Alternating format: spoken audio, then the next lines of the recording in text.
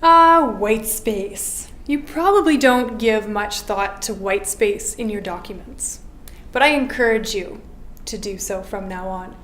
Did you know that in 50 milliseconds, the reader of a document is already starting to judge that document?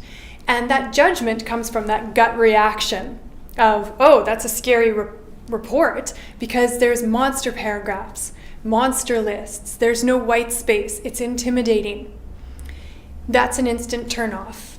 And of course, that's going to really influence whether or not your reader picks up the document and reads it, or your reader pushes that document off to the side and says, oh, later, or perhaps never.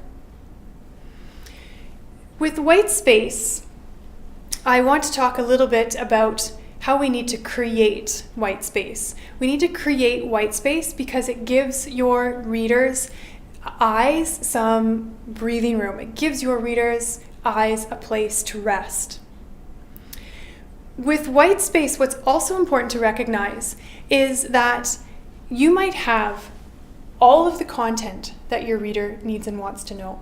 You might have great language for your reader to clearly understand. But if you have those monster paragraphs and no white space, no headings, no controlled list length, your reader won't access that content.